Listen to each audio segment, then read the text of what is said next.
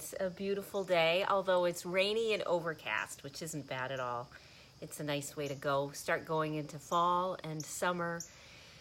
You know, it's a natural transition.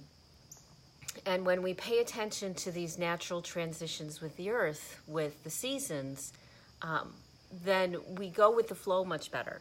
We're not resisting the natural movement of energies. And it's this resisting of the movement of that breath, of that life, it's resisting it that starts to make us sick. And that's actually what today's topic is all about.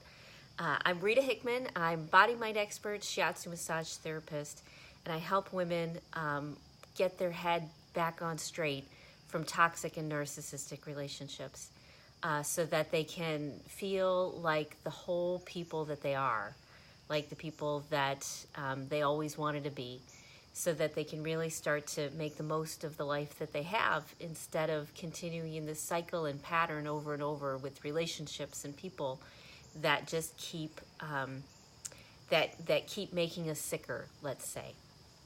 So today's topic is about how a narcissist attack makes you sick. So, you know, we've been subject to narcissist attacks for a very long time. And in fact, people who were raised early on that their opinion mattered, that they were valuable, that when they said no, it mattered, even as very young children, you know, to not want to be held by a certain person or not want to be around certain people or left in certain situations. When our ability to protect ourselves is forcibly taken away from us, it creates problems. So if we were raised in an environment where we were respected and loved and what we needed and wanted was heard and listened to, maybe not 100% of the time, but enough that we knew that we would be safe, that it's okay, then we probably wouldn't be in these narcissistic relationships that we have now, because many times we seek these things out in order to heal ourselves, but we're trying to heal ourselves without enough information. So what happens when we have a narcissist attack and we aren't allowed to go through the full process? So trauma is when something happens that's unexpected, you have no control over, and you don't have a chance to process it through. So when we're attacked by someone unexpectedly, verbally, emotionally, it's unexpected. And because of our experience as a kid, that we don't have the right to protect ourselves, that we don't have the right to say no, that even if we say no, it will be ignored, that our voice doesn't matter, that what we want doesn't matter. If we learned this at an early age, or even learned it early on in this relationship, because possibly we were in our young 20s, or our brain hadn't finished developing yet. So we still have the ability to be traumatized by all that stuff. And so when we're attacked, we not only feel the anger and the hurt and the insecurity and the manipulation of the person, of the narcissist who's attacking us, but we also get the long-term effects, because we had to take that emotion and we had to put it somewhere in our body, and we had to lodge it somewhere. Typically, places like our diaphragm, places like our liver, places like our head and neck, places like our lower back, our intestinal system, our heart, our lymph system. We will hold it in areas where that tension and that emotion, the chemicals of the emotion and the tension from the emotion, until we give ourselves permission to either experience it, to release it in some way, or to process it through. Because those are the two ways. Not everything needs to be expressed. Not every time that you get angry needs to turn into a rage fest, which is, I know, what most of us want to avoid. What can happen instead is that we can process the information through, like a digestion. We can get good at allowing ourselves to express and process through the information and let it go. We can get good at revisiting things and looking at them from a different perspective, not from the perspective of the woundedness, but from a perspective of wisdom and understanding and compassion. Which is, if you had gotten that when you were younger, you wouldn't be in this mess now. If you had been able to have a bad experience and been able to process it through and have someone help you process it through, then you wouldn't be reacting the way that you're reacting. You wouldn't be sick the way that you're sick. So every time, especially even if it was from the very beginning of your life, that you felt that when you were hurt or angry or upset or needed to say no or needed to protect yourself, that you weren't allowed. That sets up a lifetime of feeling that we have to take all those experiences that we have and we have to keep them secrets inside of ourselves, inside of our bodies, lodged somewhere, and we can't ever let anybody know. The problem is after a while, it starts to fester. It starts to create cellular waste in the area that doesn't move. It starts to affect and manipulate the tissues that are around it, similar to a metamorphic rock. A metamorphic rock is a rock that is a normal rock that's been under heat and pressure, and it changes it.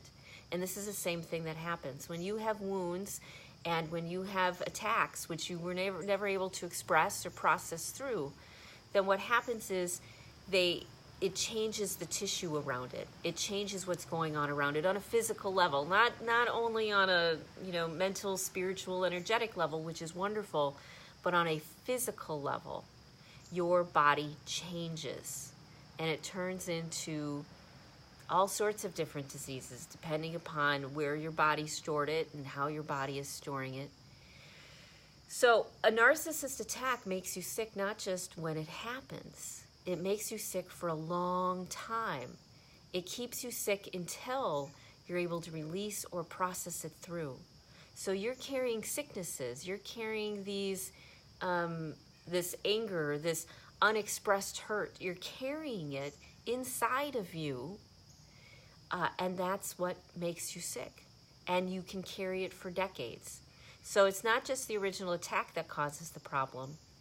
It's the fact that you never got the experience and felt safe enough and believed and knew and trusted that your voice mattered, that you had someone who would remember that your voice mattered. And you know who that is now?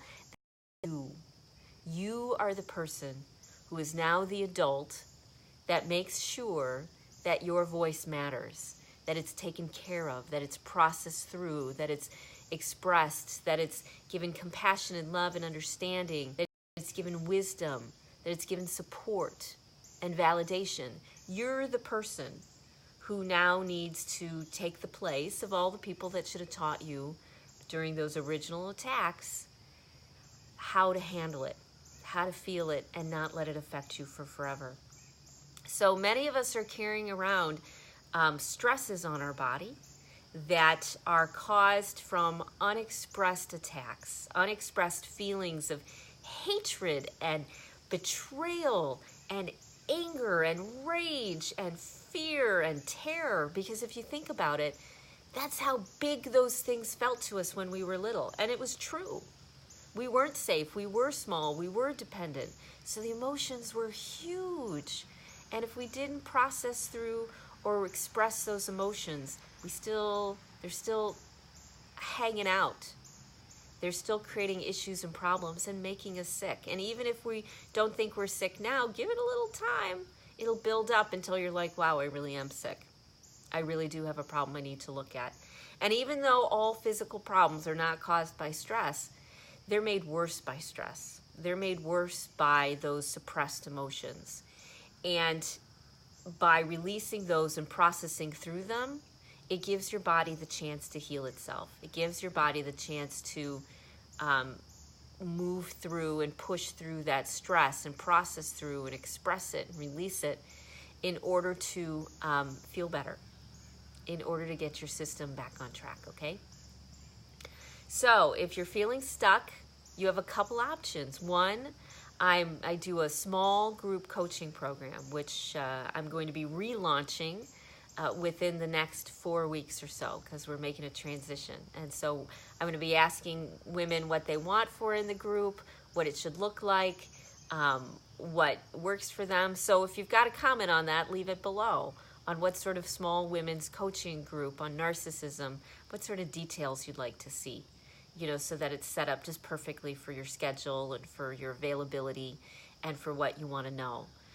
The other way people can work with me is one-on-one, so message me.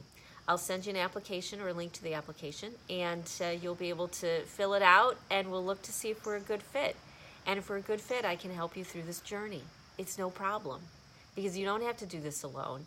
There's a lot that needs to be done and put into place, but it's not impossible, especially when you get the support that you need, especially when you get the community and the friends and the information and the wisdom and the safe space. When you get the things that you have always needed, friends and family and wise advice, when you get those things, that's how you evolve.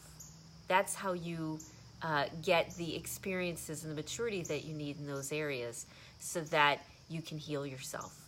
That's the trick behind healing ourselves.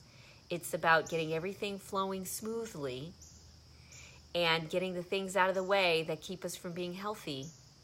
And that's one of the biggest things, is making sure that we work through and move through those things that keep us stuck. Okay? So, I'm looking forward to hearing from you. I'm looking forward to seeing you tomorrow. And I hope you have a great day. Talk to you later. Bye.